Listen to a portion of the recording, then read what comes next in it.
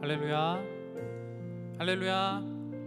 네, 오늘도 예배 자리 가운데 나오신 성도님들 주님의 이름으로 사랑하고 축복합니다. 우리가 함께 예배할 때에 정말로 우리의 참 하나님 한 분만을 바라보며 그분을 예배하길 간절히 소망합니다. 이 시간 함께 찬양할 때에 가사의 내용처럼 주님 홀로 높임 받으소서 이렇게 고백하며 찬양하길 소망합니다.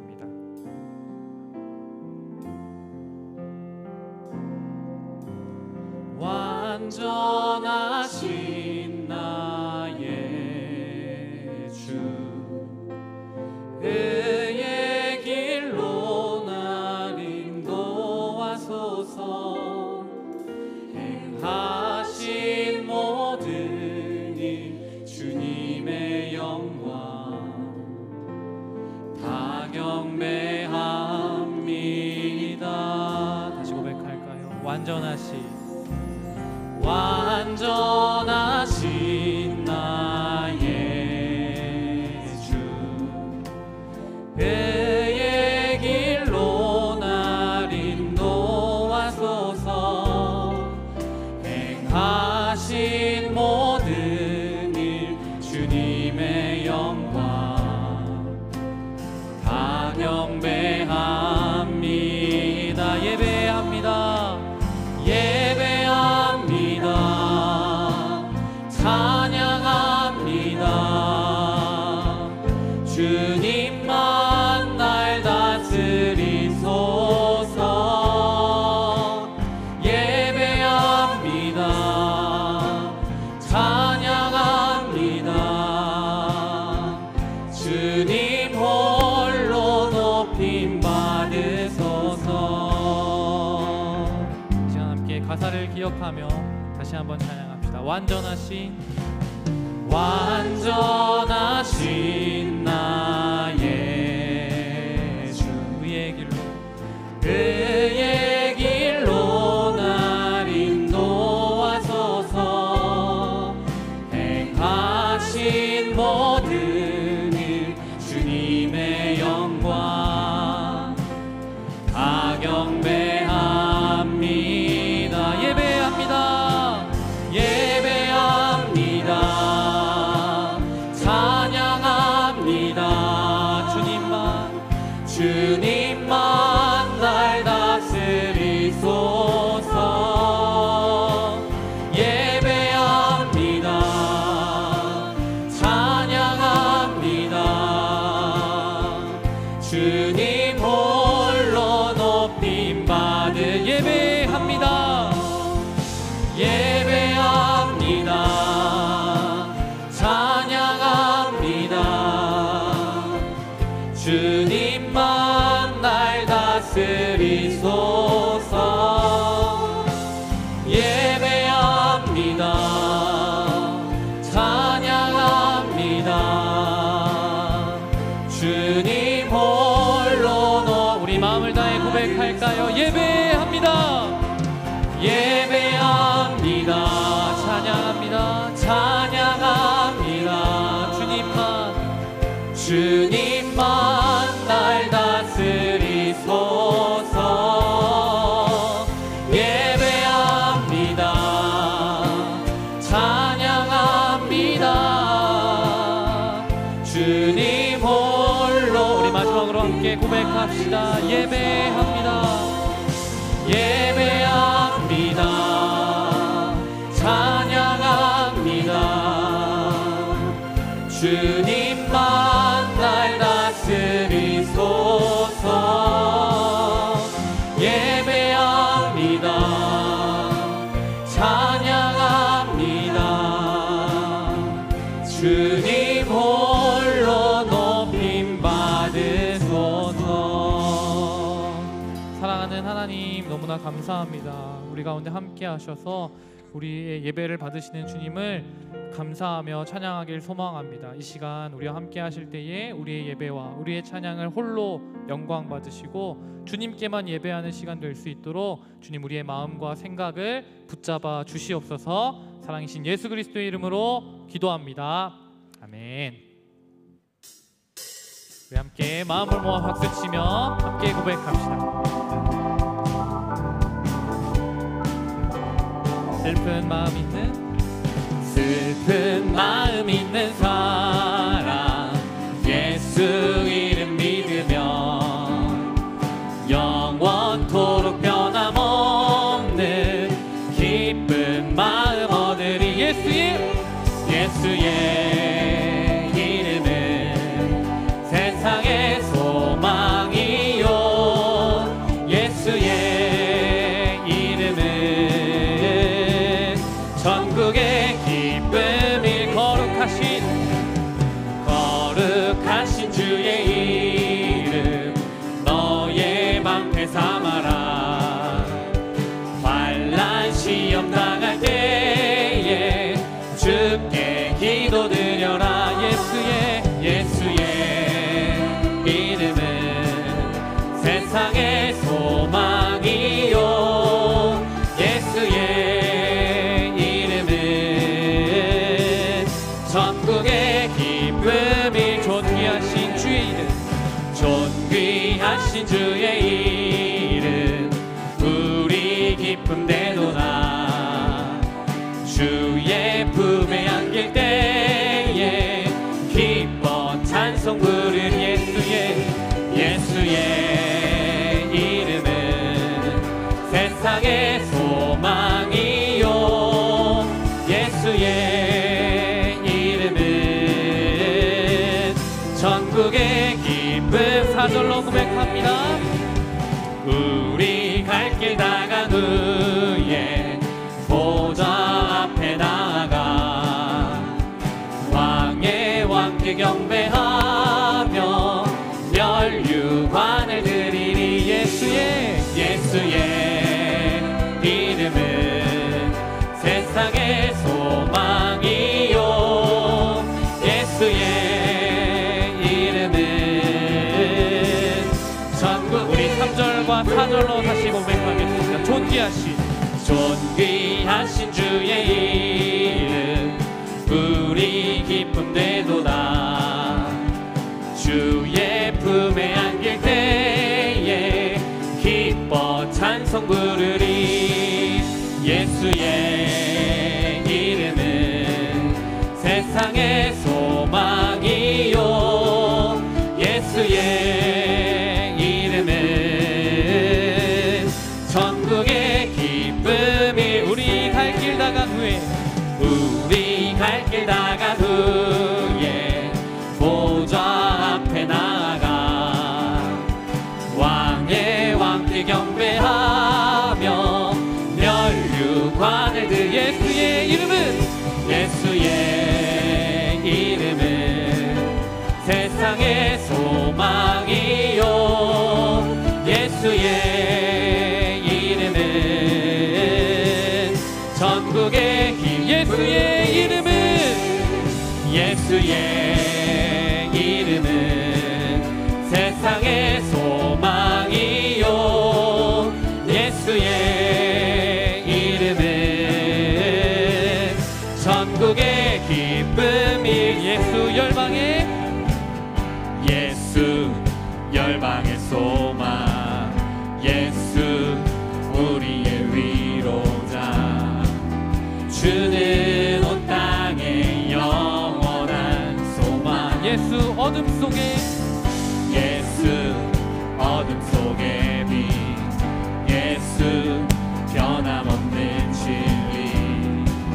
주는 온 땅의 빛이 되신 우리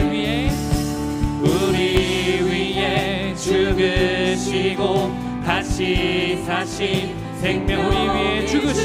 우리 위에 죽으시고 다시 사신 생명의 주. 주님만이 소망이요. 변함없는 반석이라. 주님만이 온 세상을 비추시네. 또 죽음에서 부활하신 우리 구주 평강의 왕. 주를 믿는 모든 자의 소망 되신 주를 믿네.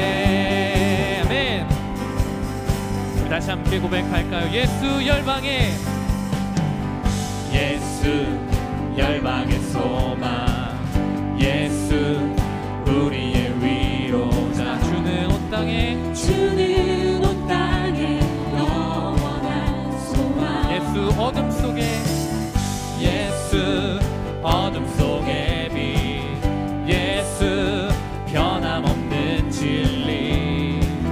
주는 온 땅에 빛이 되시네. 우리 위에 죽으시고 다시 사신 생명. 우리 위에 죽으시고 다시 사신. 마지막으로 고백합니다. 우리 위해 죽으시고 다시 사신 생명의 주. 주님만이 소망이요 변함없는 반석이라. 주님만이 온 세상을 비추시네. 또 죽음에서 부활하신 우리 구주 평강에 와. 주를 믿는 모든 자의 소망. 주님만이 소망이요 변함없는 반석이라. 주님만이 온 세상을 비추시네. 또 죽음에서 부활하신 우리 구주 평강에 와. 주를 믿는 모든 자의 소망 되신 주를 믿네. 아멘. 우리의 소망 되신 주님께 감사와 영광의 박수 올려드립시다. 아멘.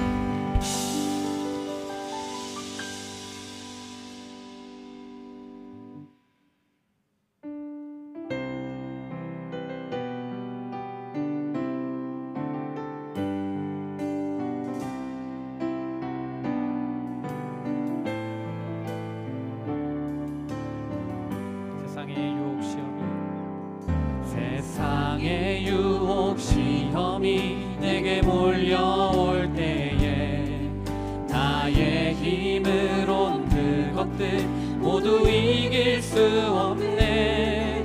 거대한 폭풍 가운데 위축된 나의 영혼 어찌할 바를 몰라 헤매이고 있을 때 주를 찬양, 손을 들고 찬양. 전쟁은 나에게 속한 것 아니니. 주를 찬양, 손을 들고 찬양. 전쟁은 하나님께 속한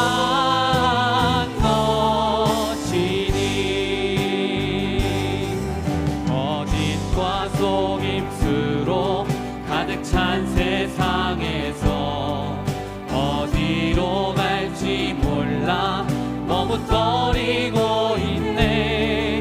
공중의 권세 잡은 자 지금도 우리들을 실패와 절망으로 넘어뜨리려 하네. 주를 찬양, 손을 들고 찬양. 전쟁은 나에게 속한 것 아니니. 주를 찬양, 손을 들고 찬양. 전쟁은 하나님께 속한 것이니. 주위를 둘러보면 아무도 없는 듯 믿음의 눈을 들면 보이는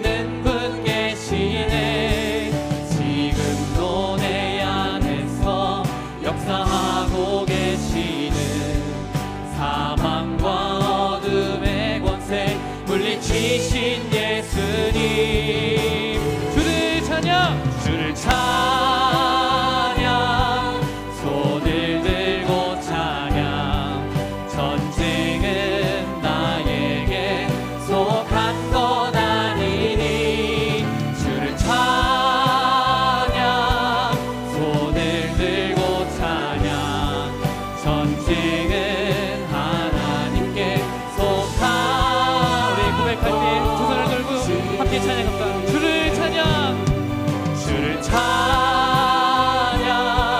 손을 들고 찬양. 전쟁은 나에게 속한 것 아니니. 주를 찬양, 손을 들고 찬양. 전쟁은 하나님께 속한. 우리 마지막으로 고백할까요? 주를 찬양, 주를 찬양, 손을 들고 찬양. 전쟁은 나에게 속한 것 아니니. 주를 찬양, 손을 들고 찬양. 전쟁은 하나님께 속한 것이니. 이 시간 함께 하나님께 기도 제목 가지고 나아가기 원합니다. 주님, 우리가 우리의 모든 것들을 주님께 내려놓고 주님께 의지하며 나아가길 소망하오니 주님 이 시간 함께 하셔서 우리의 모든 전쟁의 상황을 끝내시고 이기시는 주님을 바라볼 수 있도록 인도하여 주시옵소서. 이 기도 제목 가지고 함께 기도하시며 주님께 나아갑시다. 주님 감사합니다. 우리가 마음 가운데 우리의 삶 가운데 가지고 있는 모든 기도의 제목들을 주님께 올려놓고 나아가오니 주님, 이 전쟁을 하나님께 속한 것임을 고백하고 나아가길 소망하옵니다.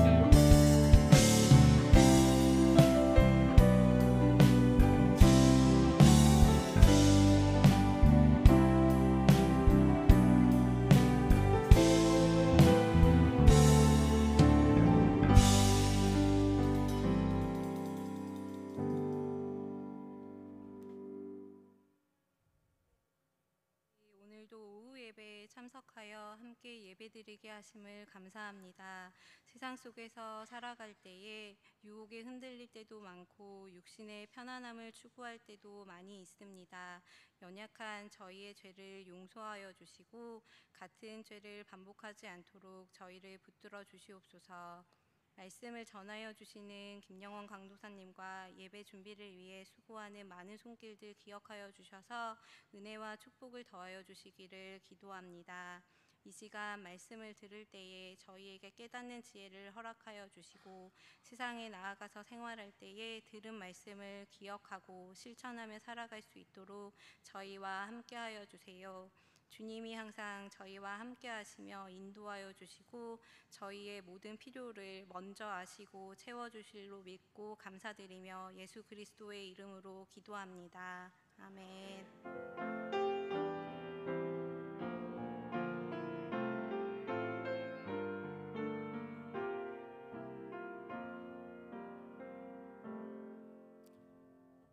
오늘 함께 읽으실 말씀은 사사기 2장 1절에서 5절 말씀입니다.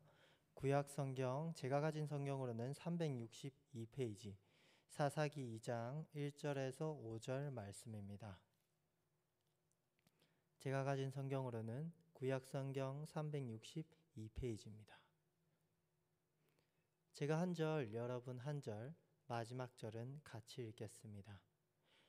여호와의 사자가 길갈에서부터 복임으로 올라와 말하되 내가 너희를 애굽에서 올라오게 하여 내가 너희의 조상들에게 맹세한 땅으로 들어가게 하였으며 또 내가 이르기를 내가 너희와 함께한 언약을 영원히 어기지 아니하리니 너희는 이 땅의 주민과 언약을 맺지 말며 그들의 제단들을 헐라하였거늘 너희가 내 목소리를 듣지 아니하였으니 어찌하여 그리하였느냐.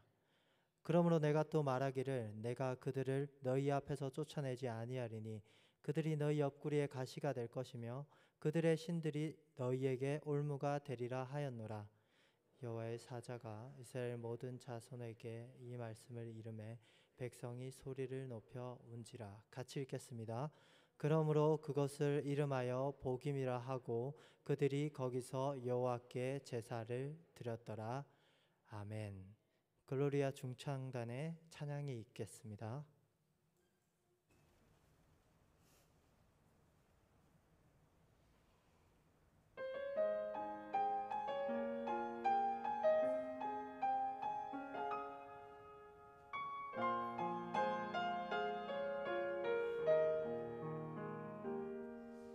가진 계획 없어도 가진 능력 없어도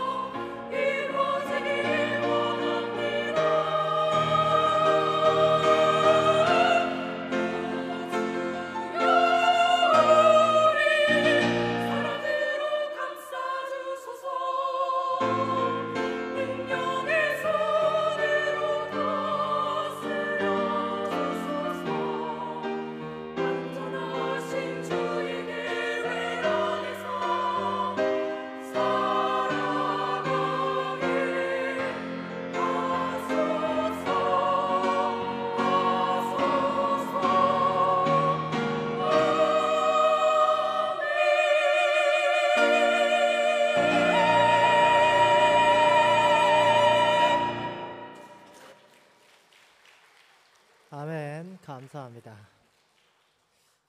오늘은 눈물을 닦고라는 제목으로 말씀 함께 나누도록 하겠습니다. 여러분 혹시 최근에 눈물을 흘리신 적이 있으신가요? 언제 눈물을 흘리셨습니까? 기도하시다가? 방금 드라마를 보시다가? 네. 저는 눈물이 잘 없는데 사실 오늘 말씀에서 눈물이 나와서 오늘 눈물을 같이 그 성경에 나타난 눈물의 의미를 함께 알아보기를 소망합니다.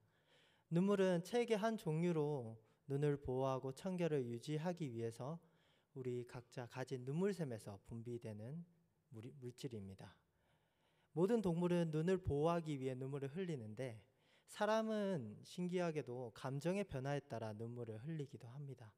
기쁨의 눈물, 슬픔의 눈물, 감동했을 때 흘리는 눈물, 억울할 때 흘리는 눈물, 그리고 분노했을 때도 눈물을 흘리기도 하죠. 이렇게 감정에 따라 눈물을 흘릴 수 있다는 것은 하나님께서 우리에게 주신 특권입니다. 이 눈물은 성경에서도 정말 많이 나타납니다. 시편에 나타난 하나님의 자녀로서 흘리는 많은 종류의 눈물들이 있고, 그리고 하나님 아버지 앞에 자신의 잘못을 고백하며 옷을 찢고 통회하는 심정으로 흘리는 눈물, 그리고 예수님께서도 그 죽은 나사로 앞에서 눈물을 흘리시기도 하셨죠. 그리고 예수님을 배신하고 복합적인 감정 가운데 배들었던 눈물을 흘렸죠. 그렇다면 오늘 본문에 나타난 이 이스라엘 백성들의 눈물은 어떤 의미가 있을까요? 그 눈물을 통해서 하나님께서는 우리에게 어떤 말씀을 하고 계실까요? 저는 사사기 1장 1절부터 계속해서 사사기를 통해 설교를 하고 있습니다. 1장 1절부터 오늘 말씀까지 살펴보면 여호수아라는 그 위대한 지도자가 죽은 이후 이스라엘 백성들은 각기 지파별로 기업을 배정받았는데 사실 1장에 나타난 기업의 정복은 실패로 돌아갑니다. 하나님께 온전히 그 전쟁을 승리로서 순종하지 못했죠. 방금도 제가 말하였듯이 이 전쟁은 그저 승리를 이루기 위한 것이 아니라 하나님께 순종하기 위한 것이었습니다. 하나님께서 이미 승리를 주셨고 너희들은 나에게 순종함으로써 그 땅을 차지하라 라고 그렇게 말씀하셨는데 이스라엘 백성들은 그 땅을 차지하기를 포기한 것이죠. 1장에 보면 유다를 비롯한 많은 족속들이 처음에는 승리하는 모습을 보이는 것 같았으나 하나님이 원치 않는 방식으로 승리하거나 그리고 철병과 앞에서는 부분적으로 물러서는 모습을 보이기도 했습니다. 그렇게 반쪽짜리 승리, 부족하지 않은 온전하지 않은 승리를 보이다가 결국에는 모든 족속이 가나안 족속과 함께 살아가기를 선택하게 되었죠. 결국 그 하나님의 정복에 대한 명령에 불순종하게 되었습니다. 이 정복 전쟁의 실패의 막바지에 나타나는 말씀이 바로 오늘 말씀입니다. 하나님께서는 여호와의 사자를 보내 이스라엘에게 말씀하십니다. 사사기가 시작되고 처음 이스라엘을 질책하시죠. 2장 1절에 이렇게 나와 있습니다. 여호와의 사자가 길갈에서부터 보김으로 올라와 말하되 내가 너희를 애굽에서 올라오게 하여 내가 너희의 조상들에게 맹세한 땅으로 들어가게 하였으며 또 내가 이르기를 내가 너희와 함께한 언약을 영원히 어기지 아니하리니 라고 이렇게 말하고 있습니다. 여호와의 사자가 길갈에서부터 올라왔다라고 그렇게 말하고 있습니다. 여호와의 사자라면 이스라엘 백성들이 모인 그 자리로 바로 내려올 수 있는데 왜 굳이 길갈을 거쳐서 왔을까요? 우선 길갈이 어떠한 곳인지 알아야 됩니다. 길갈은 여호수아가 막 이스라엘의 지도자가 되었을 때 요단강을 건너고 여리고 전투를 하기 전에 머물렀던 공간입니다. 거기서 할례를 받기도 하고 거기서 전투를 위한 준비를 하기도 했죠. 그리고 여호수아는 이 길갈이란 땅에 요단강에서 가져온 12개의 돌을 세움으로써 표징으로 삼았습니다. 기념하였죠. 그리고 여호수아가 이렇게 말하였습니다. 4장 20절에서 22절에 이렇게 나타나고 있습니다. 여호수아가 요단에서 가져온 그 12돌을 길갈에 세우고 이스라엘 자손들에게 말하여 이르되 후일에 너희의 자손들이 그들의 아버지에게 묻기를 이 돌들은 무슨 뜻이니까 하거든 너희는 너희의 자손들에게 알게 하여 이르기를 이스라엘이 마른 땅을 밟고 이 요단을 건넜음이라. 이를 통해 하나님이 이스라엘 백성 그리고 그 후손으로 하여금 기념하고 기억하게 하시는 것이 무엇이었을까요? 즉 하나님의 구원 역사죠. 이는 4장 24절에도 나타나고 있습니다. 여호수아 4장 24절을 보면 이는 땅의 모든 백성에게 여호와의 손이 강하신 것을 알게 하며 너희가 너희의 하나님 여호와를 항상 경외하게 하려 하심이라 하라. 아멘. 이 요단강을 건너게 하셨으며 그 이전 출애굽 세대 앞에서는 홍해를 말리시고 건너게 하신 구원의 하나님께서 너희를 인도하시고 너희를 강하게 하실 것이다. 후손 대대로 계속해서 그렇게 강하게 하실 것이다 라는 것을 기억하게 하기 위해서 그 요단강을 건너고 머문 그 길갈이라는 땅을 그렇게 기념하였죠. 그 가운데 표징을 세웠습니다. 그렇게 하나님의 사자는 굳이 가나안의 정복의 시작점이자 하나님의 구원 역사를 기념한 이 길갈이라는 장소를 들렸다 온 것이죠. 이스라엘이 잘못을 한 이 상황 가운데 나는 너희의 조상에게 이미 말하였다. 내가 너희를 구원하였고 너희와 함께 하겠고 너희를 강하게 하겠다라는 것을 이미 말하였다. 하지만 너희들은 어떠하냐? 그렇게 거쳐서 오심으로써 말씀을 하신 거죠. 결국 이 복임으로 올라온 여호와의 사자의 말이 더욱더 강하게 선포되어지는 것입니다.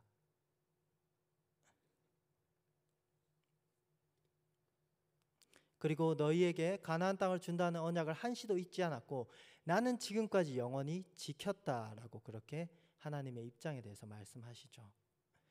이 2장 1절은 하나님의 신실하신 이 계속해서 드러나고 있습니다. 그리고 하나님의 구원의 역사가 이 짧은 절에 다 담겨 있습니다. 홍해에서 그리고 요단강을 건너고 거기까지 계속해서 인도하신 그 여호수아의 시대까지 인도하신 하나님의 구원 역사를 이 한 절을 통해서 말씀하시고 2장 2절에 이렇게 말씀하십니다. 너희는 이 땅의 주민과 언약을 맺지 말며 그들의 제단들을 헐라하였거늘 너희가 내 목소리를 듣지 아니하였으니 어찌 그리하였느냐라고 그렇게 말씀하고 계십니다. 하나님은 그 언약을 지켰지만 이스라엘 백성은 오히려 하나님이 아닌 그 가나안 족속과 언약을 맺음으로써 그들과 살아가기를 약속하고 하나님의 언약을 어겼다라고 그렇게 말하고 있는 것이죠.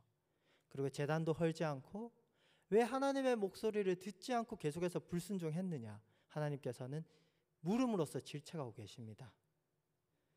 이스라엘 백성이 1장 동안 그렇게 전투를 하는 동안 결국 가나안 족속과 함께 살게 되었고 결국 이 사단이 나게 되었습니다. 하나님께서는 그렇게 불순종으로 행하는 이스라엘을 그대로 내버려 두시지 않았습니다. 이스라엘은 그 하나님 아버지 앞에 핑계할 것이 없었습니다. 그들의 잘못은 명백하였죠. 길갈에는 여전히 하나님의 구원을 기념하는 그 돌들이 12개나 지파별로 있는 상황이었습니다. 이스라엘은 부모님 앞에 자신의 잘못을 들킨 어린아이와 같이 어찌할 수 없는 상황이었죠. 여러분이라면 이런 상황에 어떻게 하시겠습니까? 저는 이 이스라엘의 모습을 보면서 제 어린 시절이 떠올랐습니다.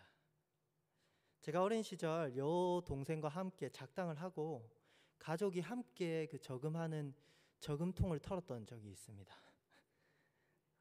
제가 그 털게 된 계기는 아무리 생각하고 고민해도 이 저금통의 지분 중에 한 90%는 나다라고 생각을 했기 때문입니다. 왜냐하면 제가 가장 돈을 많이 넣었고 부모님은 넣는 걸 보지를 못했어요. 근데 부모님은 계속 우리 가족 거다라고 그렇게 얘기를 하는 겁니다. 그렇게 저금통이 다 가득 차서 약속한 날, 그 대지를 잡는 날이 오면 결국 이거는 고스란히 부모님께 다 갈 텐데 그러면 내가 열심히 저금해서 부모님께 드린다면 그것도 좋겠지만 내가 사 먹어야 되는 과자는 어떻게 하지? 라는 고민이 생겨서 저는 이제 동생과 이제 작당 모의를 해서 가위를 집어들었습니다. 저금통을 완전히 털지는 않고 그 구멍을 이렇게 조금 여니까 동전이 우수수 쏟아지는 겁니다. 그래서 한 번 과자 사 먹고 2번 과자 사 먹고 3번 과자 사 먹고 저의 재는 계속 양심이 점점 무뎌지면서 아주 과감해져서 이제 지폐도 빼고 아주 난리를 쳤습니다. 그러자 그 돼지가 무거웠던 게 점점 가벼워지는 거죠. 어머니가 이제 그 돼지를 들었다가 이게 뭐야 하면서 저희 둘을 앉혀놓고 회초리를 들었습니다. 핑계할 말이 없었습니다. 돼지가 너무 가벼웠기 때문이죠. 그리고 집에 가장 오랜 시간 제가 있었기 때문에 잘못을 고백했습니다. 그러면서도 이제 억울한 마음이 들었죠. 이 저금통에 돈을 누가 제일 많이 넣었는데 이거 내 건데 라는 생각이 들었지만 그래도 약속을 어겼기 때문에 죄송하다고 말했습니다. 그리고 어머니께 회초리를 맞게 되었죠.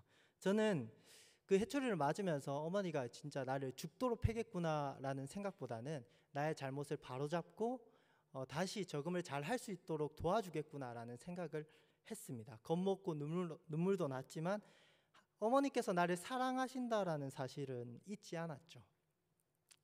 하나님의 사랑 또한 마찬가지입니다. 지금 이스라엘을 강하게 징벌하고 계시지만 이스라엘을 사랑하시기 때문에 이 말씀을 하시는 것입니다. 이는 이미 1절 말씀에도 나타나고 있죠. 1절 말씀의 밑에 보면 내가 너희와 함께한 언약을 영원히 어기지 아니하리니, 벌을 주는 상황 속에서도 너희들 언약 없던 걸로 한다, 너희들은 하나님의 백성이 아니다 라고 그렇게 말씀하시지 않고 너희들은 여전히 하나님의 백성이고 내가 언약을 지켜 나갈 것이지만 너희들은 잘못하였다라고 그렇게 말하고 있는 것이죠. 이 언약을 어기지 아니하였다라는 과거의 표현도 아니고 어기지 아니하리니, 앞으로 영원토록 하나님께서는 어떤 일이 있어도 언약을 지킬 것이다 라고 말하면서 이 이스라엘을 질책하고 있는 것이죠. 즉 이스라엘을 완전히 멸망시키거나 패망시키려고 하는 것이 아니라 바로잡기 위해서 이렇게 징벌하고 있는 것입니다. 그리고 2절 말씀에 이렇게 질책하시죠. 너희는 이 땅의 주민과 언약을 맺지 말며 그들의 제단들을 헐라하였거늘 너희가 내 목소리를 듣지 아니하였으니 어찌 그리하였느냐. 이스라엘 백성은 이렇게 가나안 족속과 언약을 맺음으로써 하나님과의 언약을 저버렸습니다. 하지만 제가 방금 말했듯이 언약은 절대로 깨어지지 않습니다. 하나님께서 지키시기 때문이죠. 이 사실은 우리에게 큰 위로가 됩니다. 이 하나님이 동일하게 우리의 하나님이 되시기 때문입니다. 뼈아픈 징벌일지라도 이는 파멸에 이르기 위한 징벌이 아니라 이스라엘을 바로잡기 위한 징벌이었죠. 이 이스라엘의 모습, 하나님의 모습을 볼 때 위로가 되지만 이스라엘의 모습, 그 안타까운 모습을 보면 우리의 안타까운 모습이 겹쳐 보이기도 합니다. 계속해서 사사기 1장을 나누다가 오늘 2장으로 넘어왔는데 1장에서 이 승리의 길에서 벗어난 이스라엘 백성의 모습을 보면, 그리고 온전한 순종이 아니라 반쪽짜리 순종, 내가 순종하고 싶은 부분만 순종하고 하나님의 방식이 아니라 가나안의 방식, 내가 원하는 방식으로 순종하는 그 모습을 볼 때는 정말 우리들의 부족한 모습도 함께 보입니다.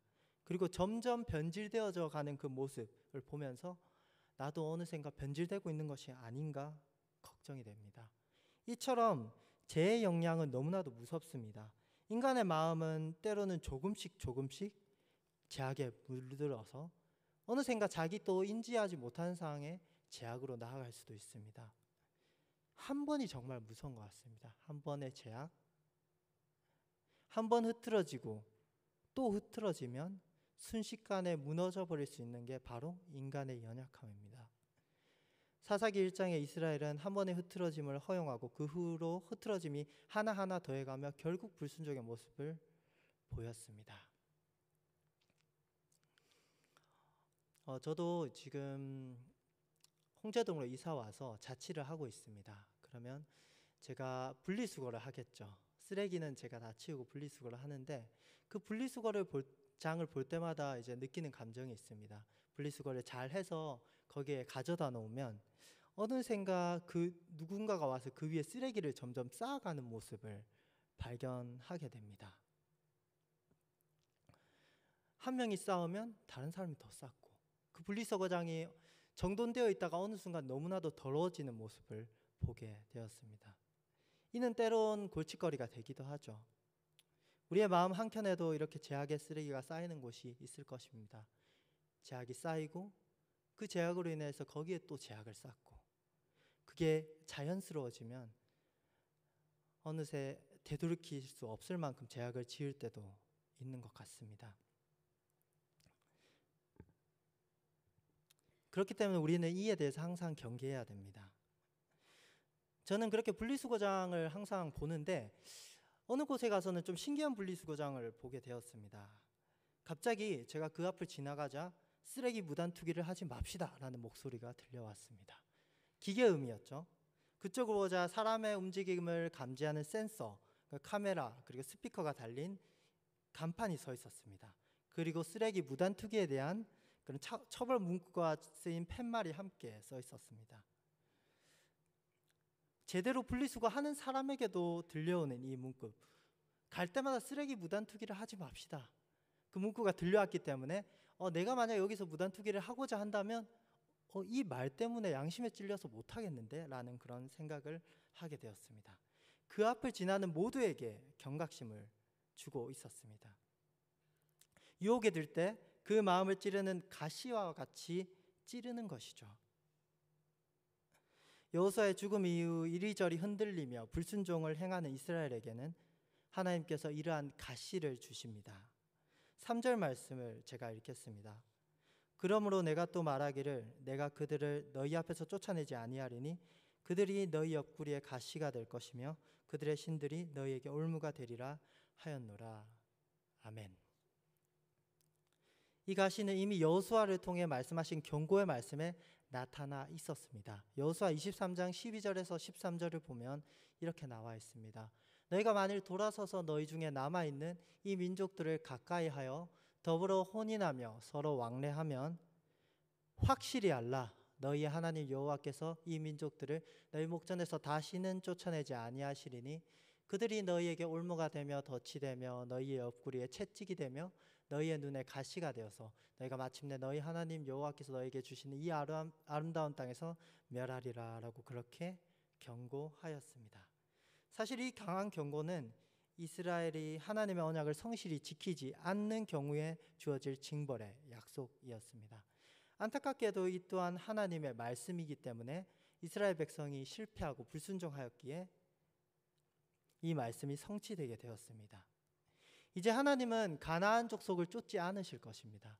그 가나안 족속을 역이용해서 이스라엘에게 있어서 옆구리에 가시로 삼고 이스라엘 백성이 불순종할 때면 그 가시, 즉 가나안 족속으로 이스라엘 백성을 찔러서 하나님을 바라보게 만드는 것이죠. 가나안이 섬기는 우상들은 또한 이스라엘 백성을 계속해서 넘어뜨리는 올부즉 함정이 될 것입니다. 이는 징벌인 동시에 하나님을 바라보게 하는 가시인 것이죠. 불순종으로 경주마 같이 질주하는 이스라엘은 하나님의 브레이크로 인해 멈추게 되었습니다. 하나님은 불순종을 질책하시며 죄에 대해 계속해서 경각심을 줄 가시로서 가나안 백성을 활용할 것을 말씀하십니다. 하나님이 말씀하신 대로 이 말씀은 사사 시대를 넘어서 다윗 이후의 시대까지 계속해서 성취되어집니다. 특히나 이 말씀은 가깝게는 이후에 나오는 사사들의 이야기에서 강하게 성취되어집니다. 이 가시, 가나안 족속이 불순종하는 이스라엘을 괴롭힐 때 이스라엘 백성들은 부르짖게 되고 하나님께 부르짖게 되고 하나님께서는 사사를 계속해서 보내주시는 것입니다. 그리고 그 사사를 통해 하나님께서 이스라엘의 진정한 구원자 되시고 이스라엘이 진정 의지해야 될 분이 하나님임을 계속해서 알려주는 것이죠. 하나님을 떠나 불순종을 일삼는 이스라엘, 하나님께서는 그저 두고 보시지 않으십니다. 그들의 우상에 의해 넘어진 그들의 옆구리의 가시로서 그들을 하나님 앞으로 인도하십니다. 정신을 차리게 만든 것이죠. 이는 하나님이 하나님의 백성을 다스리시는 방식입니다. 이스라엘에게는 가나안이라는 가시와 올무를 놓으셨지만 모든 하나님의 백성에게 각기 다른 방식의 가시로서 제약을 경계하게 하십니다. 하나님은 결코 하나님의 백성이 제약의 경주를 지속하도록 내버려 두지 않습니다. 브레이크를 거셔서 그 제약을 깨닫게 하시고 가시와 같은 방식을 통해 계속해서 제약에서 벗어나도록 도와주시죠. 아담의 타락 이후 죄로 인하여 우리는 많은 올무와 함정에 노출됩니다. 하나님을 온전히 신뢰하고 따르는 가운데 그 올무와 함정을 능히 이기고 때로는 넘어지더라도 하나님의 뜻을 따라가기도 하지만 때로는 점차 하나님에게서 멀어지고 그 올무와 함정에서 헤어나지 못하고 정신을 차리지 못할 때도 있습니다. 그리고 올무와 함정, 그 제약된 자리가 좋은 곳이라고 만족하고 있기도 합니다. 하나님은 그러할 때 이 가시를 사용하셔서 우리를 정신 차리게 만드십니다. 정말 감사한 가시죠. 아프긴 하지만. 근데 찔리면 어떨까요? 아프죠. 때로는 하나님께로 돌아오는 길이 너무나도 힘이 들 수도 있습니다. 하나님의 뜻이 무엇인지, 하나님이 원하시는 바가 무엇인지 알면서도 그것을 따르기가 너무나도 힘이 들 때가 있죠. 하나님 아버지 앞에서 나의 잘못을 알아가는 것이 마냥 신나는 일이 아닐 것입니다. 이는 너무나도 괴로운 일이죠. 하지만 이 가시는 우리를 찔러 죽이기 위한 것이 아니라 우리를 살리기 위한 가시임을 기억해야 됩니다. 우리의 삶 가운데 많은 괴로운 일들이 있고 그 괴로운 일들로 인하여서 하나님 아버지 앞에 잘못이 있다면 우리는 감사함으로 괴롭더라도 돌아와야 되죠. 실제로 우리는 사사기를 계속 읽다 보면 제약이 만연해질 즈음에 가나안의 가시를 통해서 하나님께 돌아오는 이스라엘을 보게 됩니다. 사실 하나님의 사자가 나타나 가나안 족속이 가시가 될 것임을 말하며 이스라엘을 질책하는 것 또한 하나님의 브레이크이자 이스라엘을 돌아오게 만드는 가시였죠. 그렇게 이스라엘 백성은 하나님 아버지 앞에 어떠한 반응을 보이나요? 통곡합니다. 4절 5절 말씀을 함께 읽도록 하겠습니다. 시작. 여호와의 사자가 이스라엘 모든 자손에게 이 말씀을 이르매 백성이 소리를 높여 운지라. 그러므로 그곳을 이름하여 복임이라 하고 그들이 거기서 여호와께 제사를 드렸더라. 아멘. 백성이 소리를 높여 운지라. 그러므로 그것의 이름을 복임이라 하고, 여기에 나타난 말인 복임, 이 복임이란 말은 2장 1절과 5절 두 번 나타나며 이 말씀의 처음과 끝을 감싸고 있습니다. 중요한 말이라는 것이죠.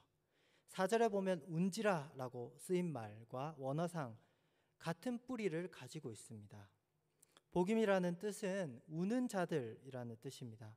얼마나 그 통곡함이 심했으면 이스라엘이 모여서 그 통곡한 장소가 복임이라고 불리게 되었습니다.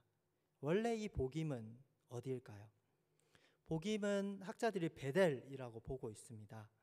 사사기 1장에 요셉 가문이 차지하였던 그 베델 땅, 그 승리의 땅이 이제는 눈물의 땅이 되었습니다. 야곱이 하늘 사득다리를 보고 언약을 받은 바로 그 땅입니다. 하나님의 집이라 불리는 그 땅이 이제는 우는 자들이라 불리게 되었습니다. 창세기 35장 12절을 보면 베델에서 야곱에게 하나님께서 이렇게 말씀하셨죠. 내가 아브라함과 이삭에게 준 땅을 내게 주고 내가 내 후손에게도 그 땅을 주리라 하시고, 바로 야곱 즉 이스라엘이라 불리는 그에게 가나안 땅을 약속하신 그 땅입니다. 하나님은 그 언약을 약속하신 언약의 땅에서 언약을 지키기 위해서 이스라엘에게 가시를 선포하셨습니다. 슬프지만 의미 있는 말씀이죠. 하나님은 이 언약을 지키기 위하여 언약의 땅에서 징계를 선포하셨습니다. 그리고 이스라엘 백성은 그 복임 땅에서 여호와께 제사를 드리며 예배로 나아갔습니다. 불순종의 끝에 그 잘못을 인정하고 하나님 앞에 눈물을 흘리며 예배로 나아갔습니다. 이는 정말 감사한 일이죠. 감사한 사실입니다. 하지만 이어지는 2장 6절부터 이스라엘은 그 눈물에서 끝나고 돌이키지 않고 불순종에서 우상 숭배로 나아갑니다. 정말 안타까운 사실이죠. 이스라엘의 통해는 눈물을 흘리면서 끝나고 말았습니다. 말씀하신 바 가나안은 바로 가시로서 이스라엘에게 다가오게 되었죠. 그들은 잠시 하나님 아버지 앞에 눈물을 흘렸습니다. 그 눈물은 귀한 눈물이었지만 그저 눈물의 흘림에서 끝나게 되었습니다. 사실 회개, 통회함에 있어서 눈물은 빠질 수 없는 중요한 요소입니다.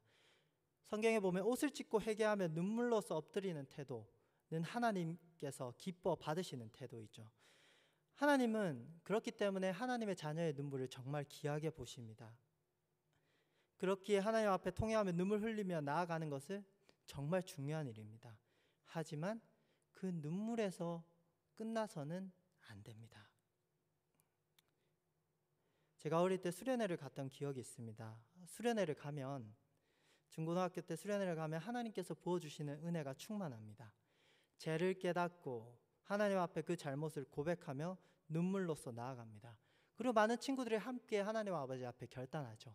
하나님께서 나에게 주신 비전이 무엇인지 생각하며 하나님께 영광 돌리며 살아가겠다라고 결단을 합니다. 그리고 그 기도하며 기쁨의 찬양을 누리며 그 하나님께서 주시는 눈물과 은혜와 후련함을 누리죠. 그 은혜가 주는 행복감을 여기 계시는 분들도 잘 아실 거라고 생각됩니다. 우리도 많은 예배 가운데 다양한 은혜와 감격을 누리고 있습니다.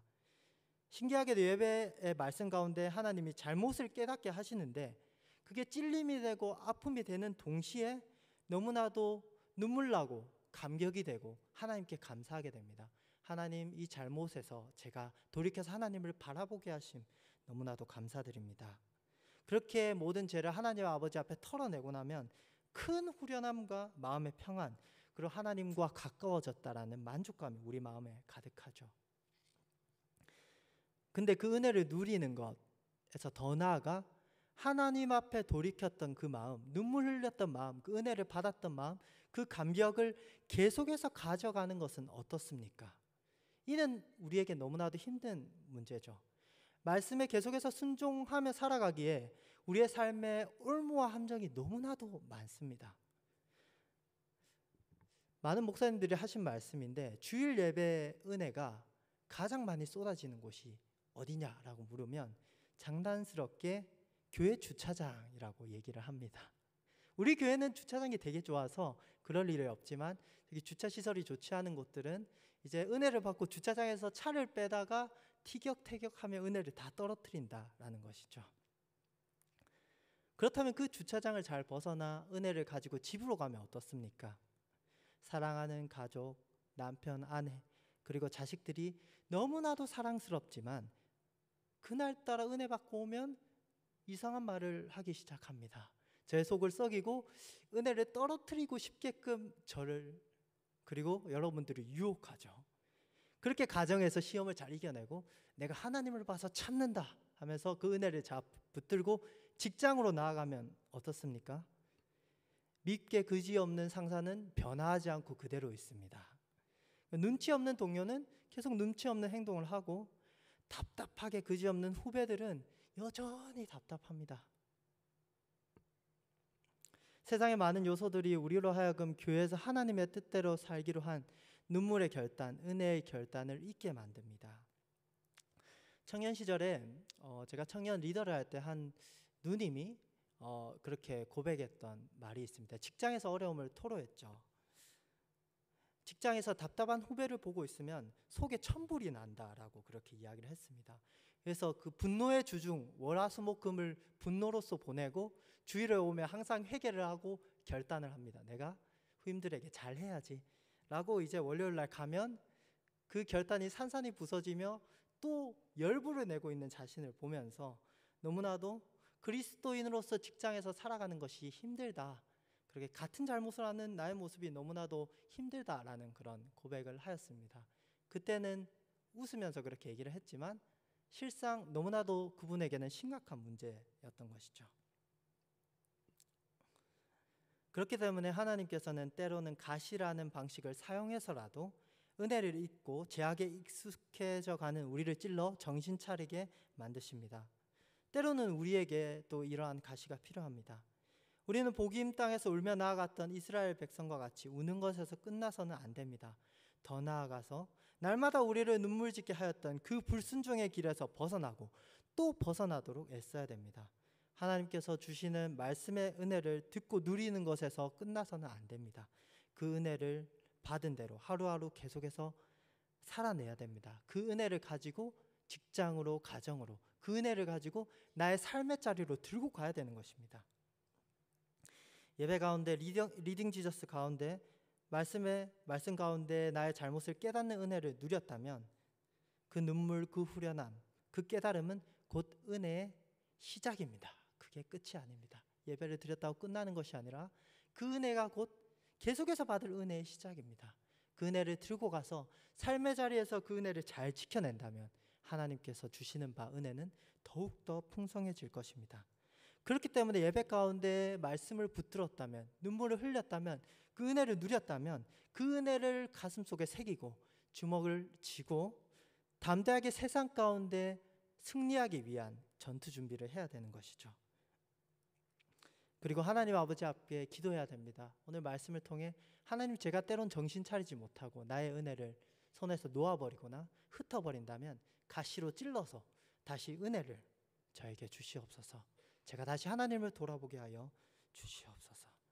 말씀을 마무리하겠습니다. 예배와 리딩 지저스 말씀 가운데 매일매일 나의 부족함을 돌아보며 회개의 감격과 은혜를 누리고 나아가는 우리가 되길 간절히 소망합니다.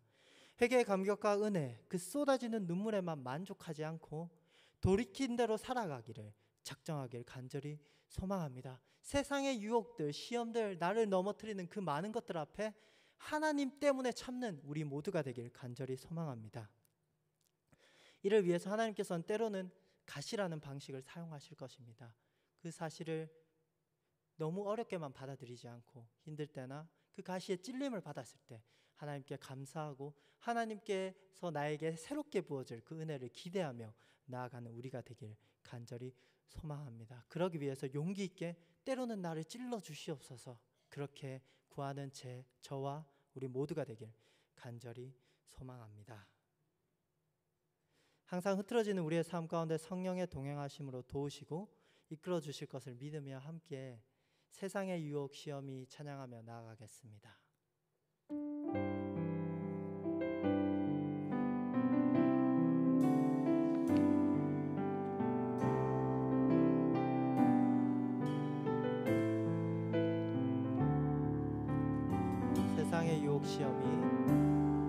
세상의 유혹 시험이 내게 몰려올 때에 나의 힘으로 그것들 모두 이길 수 없네. 거대한 폭풍 가운데 위축된 나의 영혼 어찌할 바를 몰라 헤매이고 있을 때 주를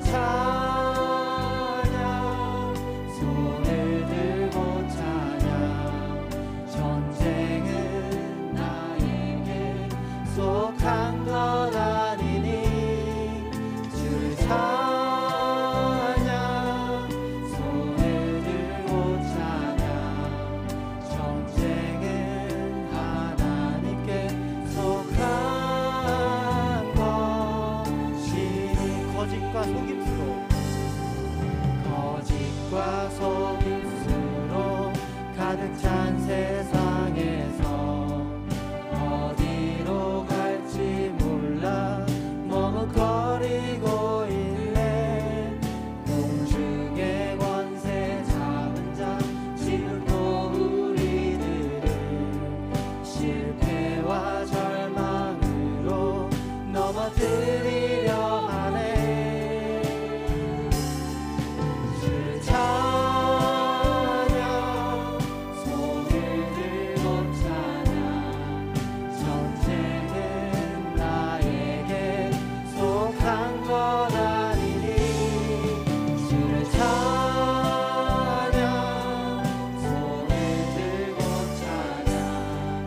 전쟁은 하나님께 속한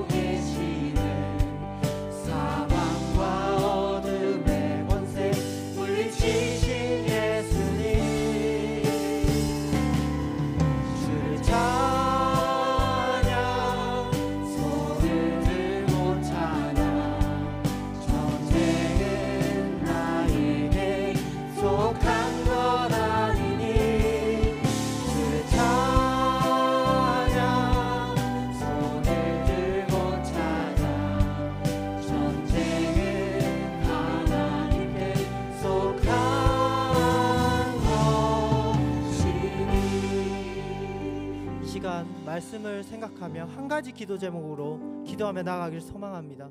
하나님, 회개를, 은혜를 누리면서 끝나지 않고 행함으로 나아가게 하여 주시옵소서. 행함으로 나아가게 하여 주시옵소서. 함께 기도하며 나아가겠습니다. 하나님 아버지, 이 시간 저희가 말씀을 붙들고 기도하며 나아갑니다. 하나님 아버지, 행함으로 나아갈 수 있는 저희들이 될 수 있도록 주님 붙들어 주시옵소서. 말씀을 통해 저희에게 한이 없는 은혜를 베풀어 주십니다. 하나님 아버지, 그 은혜를 누리고 그 은혜 가운데 눈물 흘리며 그 은혜 가운데 감사하는 것을 넘어서 그 은혜를 가지고 하나님 아버지 세상 가운데 나아가서 그 은혜를 누리며 그 은혜를 행하며 살아갈 수 있는 저희들이 될 수 있도록 하나님께서 온전히 붙들어 주시고 함께하여 주시옵소서. 때로는 하나님 아버지 저희들이 넘어집니다. 하나님, 때로는 저희들이 은혜를 놓아버립니다. 그럴 때 저희를 찔러주시고 저희들의 마음을 찔러주시고 저희들의 마음을 깨우쳐주셔서 하나님께 나아갈 수 있는 저희들이 될 수 있도록 하나님 붙들어 주시고 함께하여 주시옵소서. 저희들의 마음을 하나님께서 주관하여 주시옵소서.